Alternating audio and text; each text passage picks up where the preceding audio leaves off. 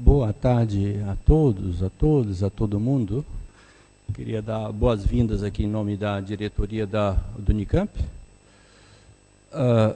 Meu nome é Paulo Oliveira, eu sou tesoureiro aqui na diretoria da Unicamp. Normalmente estaria aqui o presidente, que é o Paulinho, Centro Ducati. Já entro nos informes, né, que ele está lá no Rio de Janeiro participando de um evento do ANDES. Tem um evento também lá em solidariedade à UERJ, e está sendo discutida a situação das estaduais, das federais, o que a gente pode fazer num nível mais amplo, né? Queria dar alguns pequenos informes apenas para a gente situar aqui. Esse encontro com os MS3 é uma ideia que a gente vem acalentando há muito tempo. A ideia é se pensar o que é possível fazer em termos coletivos, né? E ter uma ideia do que está acontecendo aqui na Unicamp, né? Como é que é a situação. Então nós vamos ter a dinâmica. A gente imaginou o seguinte: depois dos primeiros informes, a gente vai passar a palavra para a professora Silvia, que vai fazer uma exposição, uma questão que foi levantada, que o MS3 já teve uma situação diferente na história da Unicamp, né? Então, primeiro fazer uma apresentação dizendo o que mudou ao longo do tempo. Depois a gente vai abrir a palavra para as pessoas se manifestarem, fazer uma primeira. Em algum momento a gente vai tentar fazer uma dinâmica assim, mais fechada um pouquinho, para tentar organizar quais seriam os temas que nos interessam.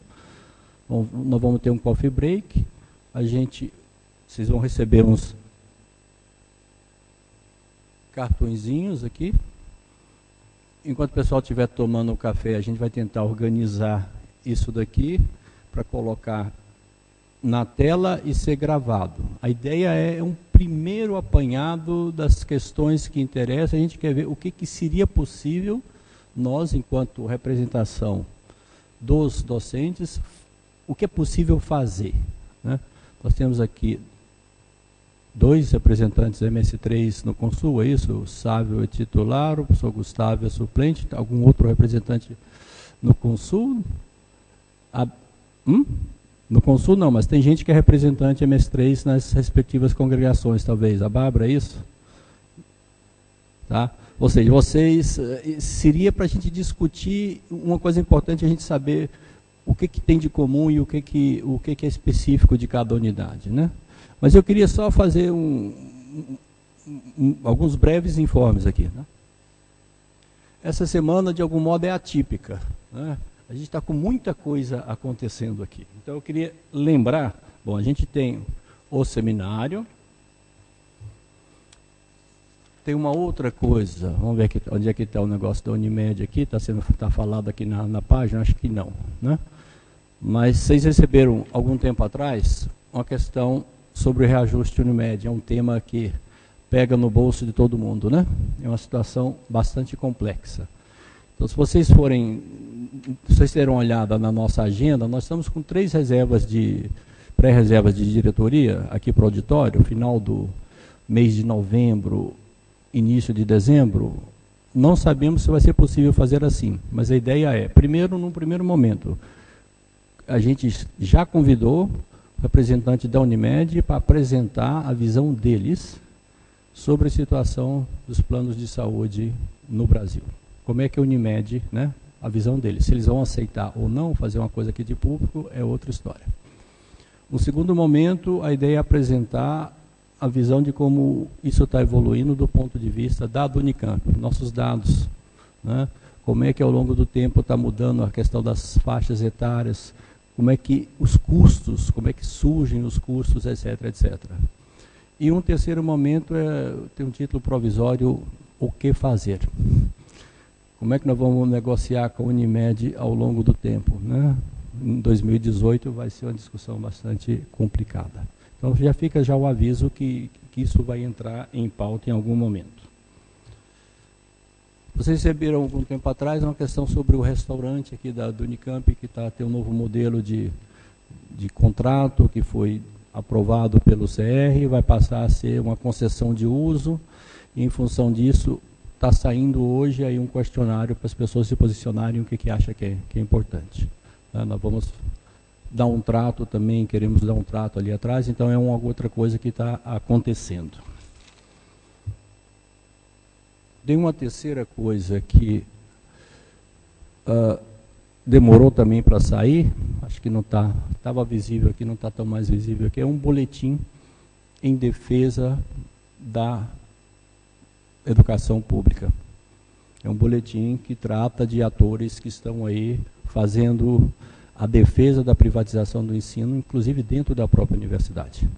Tomamos o cuidado de fazer um trabalho mais objetivo possível, sendo muito cuidadosos com a documentação, mas também defendendo a posição histórica da Unicamp, que está expressa no SOS Universidade, né, no nosso, que está nas nossas publicações, que é a defesa intransigente do serviço público, da universidade pública, ensino público, pesquisa pública, gratuita, de qualidade, socialmente referenciada.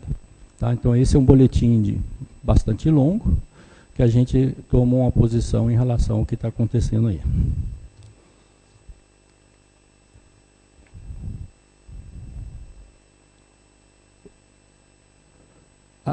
Dentro da Unicamp tem de tudo.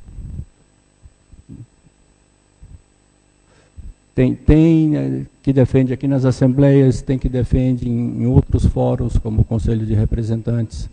Dá uma olhadinha no boletim que ele é esclarecedor. A gente tomou muito cuidado para não ser ofensivo, mas há de se tomar posicionamento, né?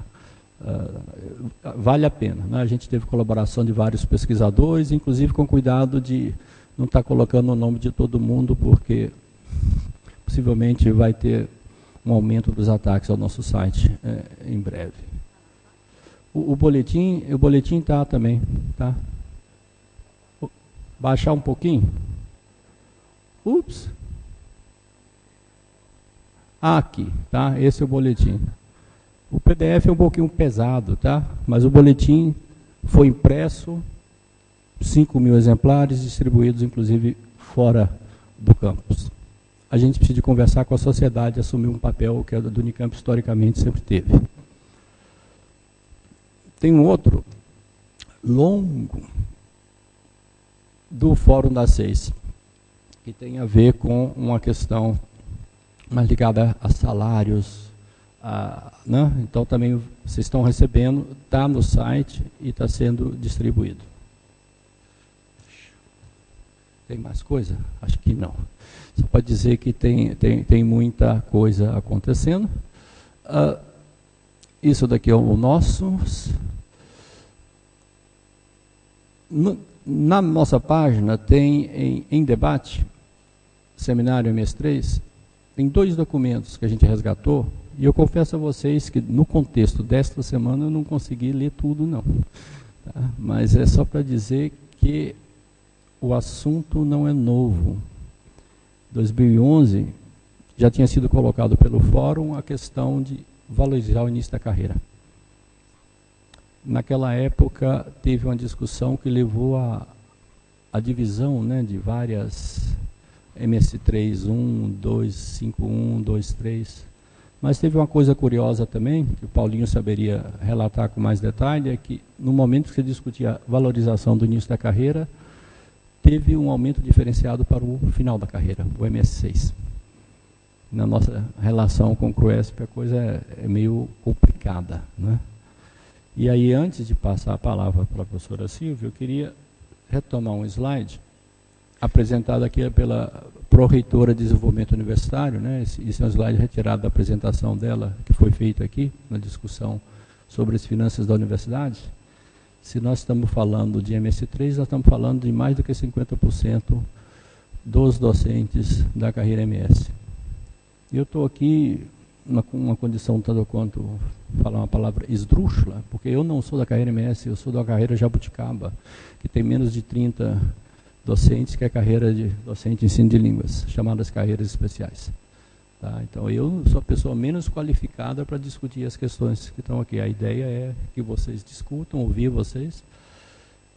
Se precisa de algum comentário em relação a isso, né? MS1 é residual, né? 2 também. Na Unesp, MS2 ainda existe como início de carreira. Você não consegue ver aqui, Silvia? melhor lá, né?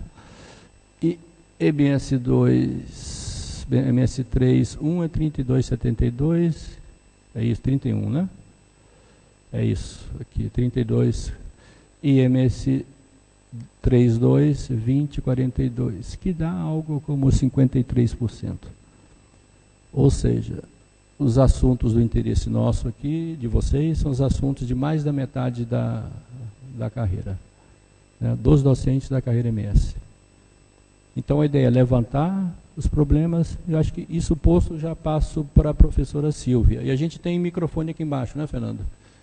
Não, porque nós vamos precisar de microfone aqui para circular depois, para estar tudo gravado. Passo para você, Silvia. Eu coloco onde? Aqui na tela nada?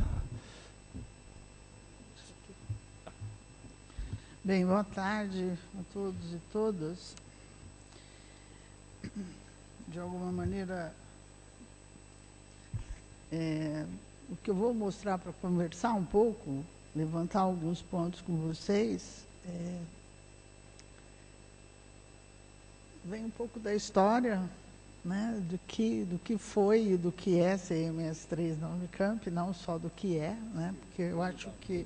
Colocar ele direcionado para cá, vê se melhora. Tá, obrigada. Melhorou? Mais perto um pouquinho. Tá bom? Ó. Muito porque a história mostra um movimento dos MS3 aqui dentro da universidade, até porque a gente não entrava como MS3, né? Era até possível a gente entrar só com graduação, né? Se a gente voltar aí na década de 80, na década de 70, muitos dos ingressantes como docentes na universidade tinham terminado a graduação ou então estavam fazendo mestrado. Era assim. E o que definia pela contratação naquela ocasião? São as mais diferentes histórias, né? Muito estava associada à nossa capacidade de trabalho, né? Eu fui contratada como MS1, que era o instrutor, né? Porque eu não tinha terminado meu mestrado. Eu sou exógena à Unicamp, mas esse conjunto inicial de professores que se estabeleceu na universidade, além daqueles que vieram pelo professor Zeferino, eles eram sujeitos endógenos, que vinham ou da graduação ou dos programas de pós-graduação que se iniciaram, inclusive na biologia, com o primeiro curso de pós-graduação da Unicamp, que foi em imunologia. Esses cursos, eles recebiam pessoas praticamente do Brasil todo, né? E muitos desses sujeitos não voltaram para as suas universidades de origem e ficaram aqui, né, como docentes. Então, a gente podia entrar como MS1, como MS2, ou, se nós tivéssemos o doutorado, como MS3. Era muito comum, desejado, estimulado, que a gente progredisse na carreira do 1 para o 2 e para o 3, não nos tempos definidos pelas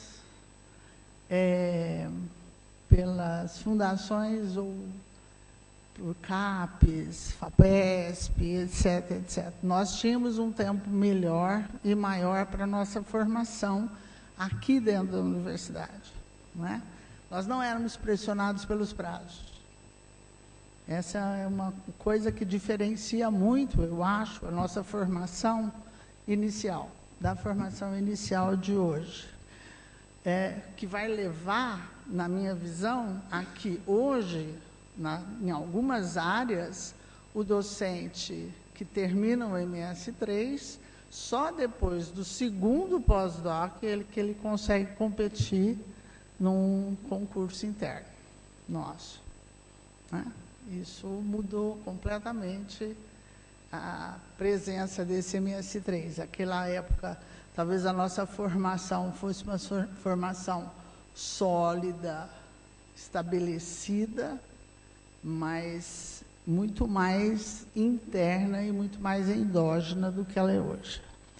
Isso é ruim? Não, porque hoje a gente espera que esses sujeitos que vêm de fora tragam os aprendizados de fora para aplicar aqui, né?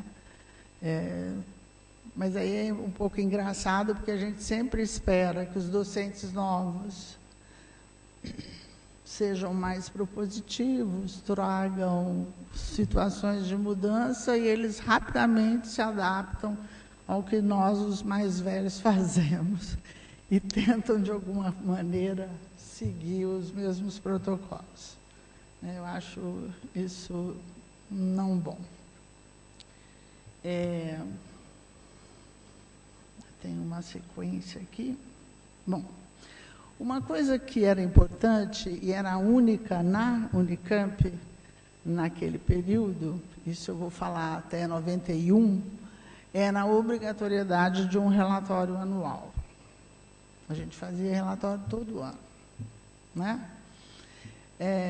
Esse relatório anual, em algumas unidades, ele era utilizado para visar o futuro, para olhar o que aquele docente podia desencadear e desenvolver, e tinha um certo compromisso de cada um de nós com uma proposição que ele fazia para aquele ano ou para os anos seguintes.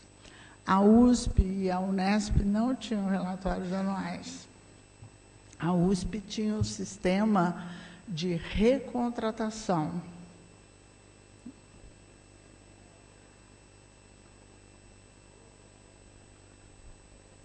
Não. Ele vai ser trienal, né, a partir do projeto pedagógico, mas ele era anual. Projeto qualidade, ele passa a ser trianual. Lembrou? A partir de 91. Eu vou chegar ali, Ângela, tá? Então, nós tínhamos isso, né? Caracteristicamente, nós apresentávamos relatórios anuais. Uma outra característica daquele período é que nós, de alguma maneira, estávamos sujeitos ou subordinados a docentes mais velhos e mais titulados. Então, nós tínhamos muitos grupos de pesquisa na Unicamp, muito bem estabelecidos, né, organizados em termos de linhas e áreas de pesquisa, né, iniciadas por um determinado docente. Esse docente podia ser titular, mas não obrigatoriamente ele tinha feito concurso para titular, porque não era obrigatório. Era um outro tipo de processo para essa titulação, né? Inclusive, em algumas áreas na Unicamp, os nossos professores foram fazer concursos na USP, que já tinham essas áreas mais estabelecidas, eles faziam um concurso lá e validavam o concurso aqui. Na biologia, isso não era tão incomum, tá? Então, existiam muitos grupos de pesquisa bem estabelecidos e, em geral, os MS3, ou 2, ou 1, né, que eram orientados dos sujeitos há mais tempo na Unicamp, certo? Faziam parte desses grupos, e a nossa produção acadêmica era dependente e decorrente desse trabalho em grupo. Na minha área, era assim que funcionava, certo? Bom, vem a Constituição. Com a Constituição, obrigatoriedade do concurso público. Com a obrigatoriedade do concurso público, a obrigatoriedade de nós termos o título de doutor para concorrer aos nossos concursos. Ok? 1991 é proposto e aprovado na Unicamp o projeto Qualidade na gestão do professor Vogt. Esse projeto de qualidade eu considero realmente como um diferencial dentro da Unicamp, né? Antes, nós tínhamos os relatórios anuais, existia essa relação entre os professores de uma maneira mais próxima, até vou arriscar dizer que nós éramos mais amigos de nós mesmos, da comunidade. Com o projeto Qualidade, o que vem? Vem os relatórios trienais, e vem definições para os relatórios trienais que significavam até mesmo punições. Se nós não tivéssemos o nosso relatório como satisfatório, por 2 vezes, nós perdíamos o tempo integral. E nós passávamos a ganhar salários menores. Ok? Então, nós tínhamos que ter um relatório satisfatório. A relação que se fez ali, em algumas áreas, foi judiosa, na minha opinião. Para outras áreas que conseguiram não se estabelecer assim, eu não saberia dizê-las, mas em algumas das áreas onde eu mais transitei, ou a gente produzia, ou a gente produzia. E era número. A gente tinha que ter um número de publicações que iria permitir a aprovação intra-unidades dos nossos relatórios. Houve, nesse período, uma característica que veio depois também interferir na ação dos MS3, que foi eu vou dizer a palavra, desvalorização da atividade docente e valorização exacerbada da atividade de pesquisa. O que valia era a produção acadêmica. A atividade docente valia muito pouco.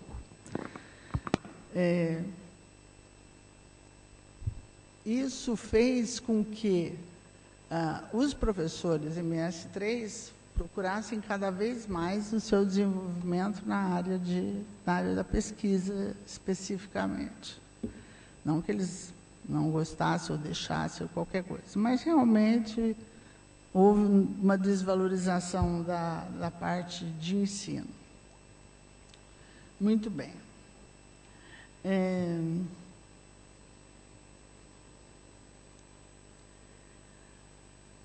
Essa mudança na percepção e na atuação dos docentes fez com que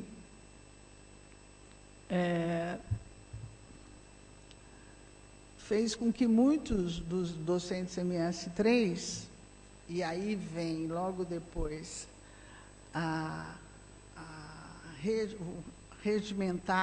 o regimentar da promoção na carreira, né? Lembrando que em 2011 nós acabamos com os MS4, sem uma discussão que eu considero que tenha sido bem feita. Nós seguimos muitos modelos externos da USP e acabamos com o MS4. Então, isso fez com que os docentes buscassem níveis acima na carreira, né? Baseados, então, de acordo, então, com os seus regimentos internos. Se vocês um dia tiverem um pouco de tempo, que é difícil, principalmente para o MS3, verifiquem as diferenças contundentes que existem nas exigências de promoção, né, nas diferentes unidades. É uma coisa... muito grande. Então, o que eu quero dizer com isso é que ser docente MS3 na Unicamp hoje não é igual para todos os MS3. Ele está dependente do regimento interno de cada unidade, no que significa a promoção desse docente. Como é que ele vai sair de MS3-1 para MS3-2? o que ele precisa fazer para conseguir essa promoção interna, né? E depois os concursos que virão na sequência. Então, é uma diferença que eu acompanhei um pouco isso na época que eu estava no Consul, porque sistematicamente iam chegando os regimentos para a gente avaliar e aprovar, né? Então, eu tive a curiosidade de ler esses regimentos, e o pior de todos é o da farmácia, que é uma faculdade pequena, né? Com um conjunto de professores pequeno, ainda não bem estabelecido, mas ele é bastante rude, bastante rude. O professor, o MS3 da Faculdade de Farmácia, ele tem que cumprir com uma série de desejos que isso é impossível. É impossível. Ele não pode fazer outra coisa a não ser trabalhar. Entende o que eu quero dizer? Então, isso fez com que, na minha opinião, a vida, o dia a dia do docente MS3 na Unicamp fosse extremamente carregado, né? Na minha unidade, nós temos o fevereiro ou o janeiro, que é um mês feliz ou infeliz. Porque na minha unidade, para você pedir a promoção, você tem que ter além da média das publicações da sua categoria. E isso sai todo ano. Então, esse é um dia que alguns vão falar, nossa, eu vou poder pensar em promoção. E os outros falavam, nossa, eu vou ficar mais um ano sem poder pedir promoção. Mas está aprovado lá, não com o meu voto. A partir dos concursos e a partir de uma competição interna e externa, com o aumento do número de doutorandos formados no país e pós-docs, principalmente, a competição para ingresso na Unicamp muda completamente. Nós tínhamos concursos com 3, 5, 7 docentes, nós temos unidades onde os concursos têm 30, 40, 45 pessoas concorrendo, né? Com o padrão de que 20% não vem, tem concurso com mais de 30 pessoas. Pessoas qualificadas, a análise dos currículos desses jovens, na maioria não tão jovens, né? Nós, quando ingressamos na universidade, eu era jovem, eu estava na faixa dos 20 anos. Hoje, a maioria entra com mais de 30 anos. Então, já tem uma vida acadêmica bem mais longa do que a que nós tivemos, né? Esse ingresso mais competitivo, ele traz pessoas com uma formação, muitas vezes, muito mais específica, e que são pessoas com baixa vivência de atividade docente e vão repetir a atividade docente que nós temos, que é isso que eu falo, né? Eles são pessoas muito bem treinadas para atividade de pesquisa, mas muito poucos deles têm experiência didática, né? Enfrentar uma sala de aula não é a mesma coisa que enfrentar a sua área de pesquisa, a sua individualidade, né? Então, muitos docentes MS3, hoje, eu acho que eles têm uma certa, vou falar um termo que talvez não seja o melhor, mas uma certa amargura, né, daquela situação que eles têm que vivenciar. E nós, na Unicamp, temos algumas ações no sentido da inserção desses docentes dentro da universidade, inclusive na área da docência, mas não são nem obrigatórias e nem muito contundentes, né? Você pode não participar, você pode não querer fazer.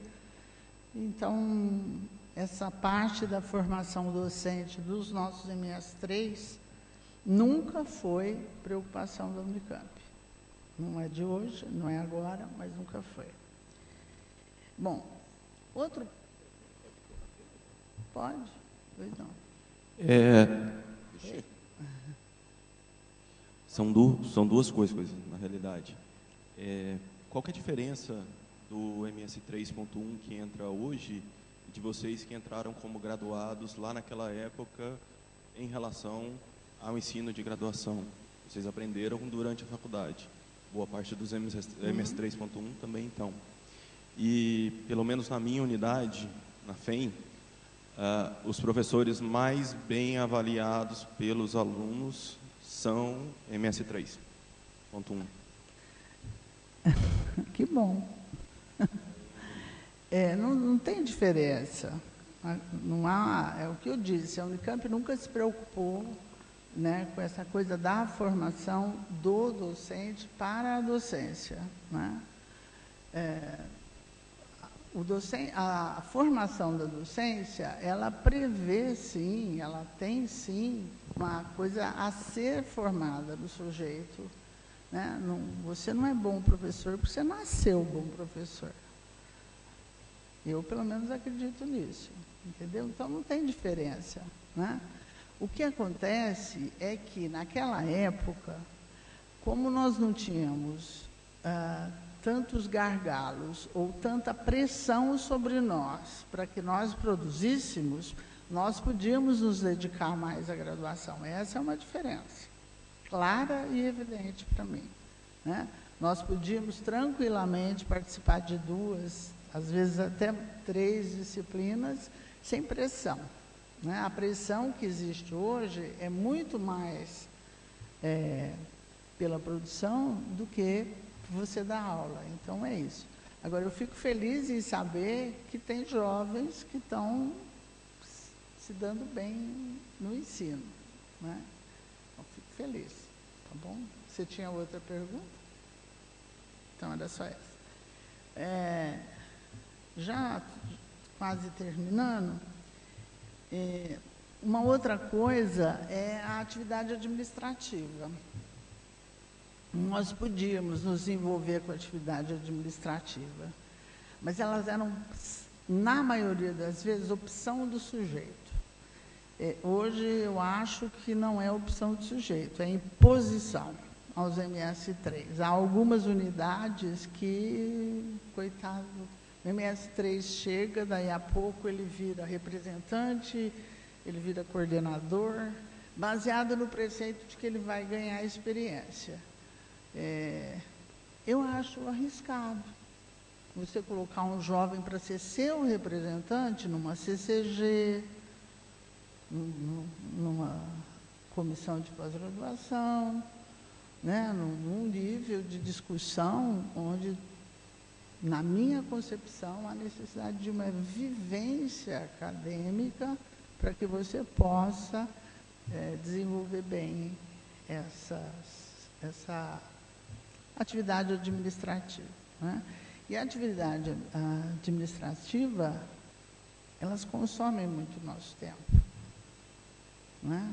Coordenadorias consomem muito tempo de pós-graduação, de graduação, representantes não tanto, né? Mas demandam um tempo desse docente que ele poderia estar vivenciando outras oportunidades. Então, eu acho que uma das coisas que os MS3 hoje deveriam discutir é a pertinência deles assumirem cargos administrativos antes dos 3 primeiros anos aqui na Unicamp. Uma outra coisa que me preocupa um pouco em alguns lugares isso acontece, eu não saberia dizer nas humanidades, Mas é a dependência dos nossos jovens docentes a projetos, principalmente projetos do jovem pesquisador, da FAPESP. Eles criam uma relação com a FAPESP, porque eles obedecem à FAPESP antes de obedecer ao regimento da Unicamp. É ruim. Essa é uma coisa que o MS3 de hoje, na minha área, por exemplo, é fundamental. Ou ele tem projeto, ou ele não sobrevive. E os jovens vão pelo jovem pesquisador. Vocês têm noção de quanto significa um projeto jovem pesquisador na área biológica? Quanto que ele pode significar? Até 3 milhões. 2 milhões. Então, o jovem, né, imagina o conjunto de coisas que esse jovem docente tem que cuidar quando ele tem um projeto dessa magnitude. Quantos alunos de mestrado e doutorado? Entendem? Isso é uma pressão para o jovem pesquisador ou para o jovem docente da Unicamp, porque ele tem que cumprir com as suas obrigações, né, com relação à FAPESP. Isso é importante para ele, com certeza, né? Na nossa área, por exemplo, na área biológica, nós precisamos realmente de um dinheiro maior do que muitas das outras áreas para fazer pesquisa. Né? Então, a gente precisa desses projetos. E esses projetos, eles amarram esse jovem, né? Ele fica muito dependente das ações que ele precisa responder do projeto e não tanto quanto ele poderia fazer pela própria universidade, pela própria formação dele aqui. E o pior de tudo, né, que agora é não prever promoções para os jovens MS3, né? E se for aprovado o novo projeto do Alckmin, não sei se isso é verdade, nem mais a gratificação por tempo de serviço. Então, o salário é baixo do MS3. Para tanta responsabilidade, etc., etc., e aí não prevê as promoções, que isso pode ser temporário, mas, na minha opinião, tinha que estar claro que ia ser temporário, porque isso pode trazer uma situação de desassossego para os nossos docentes mais jovens, de preocupação, tem família e coisas nesse sentido. Que, infelizmente, está posto hoje em função dessa dificuldade financeira que a universidade está vivendo. Enfim, é isso, né? Com certeza, ser docente MS3 na Unicamp na década de 80, que foi quando eu entrei, era uma situação. Eu passei pelo projeto Qualidade, eu sei o que isso significou, de mudança de comportamento na Unicamp, né? E que foi ficando cada vez mais difícil para o docente. E ele tem razão quando ele diz que ele não tem tempo para nada, né? Que a gente tem que viver a universidade muito mais tempo do que eu acho que a gente deveria. A gente fica velho, ou mais velho, né? E a gente percebe que não sabe, não sei não se vale a pena, né? O bom é tentar ser feliz.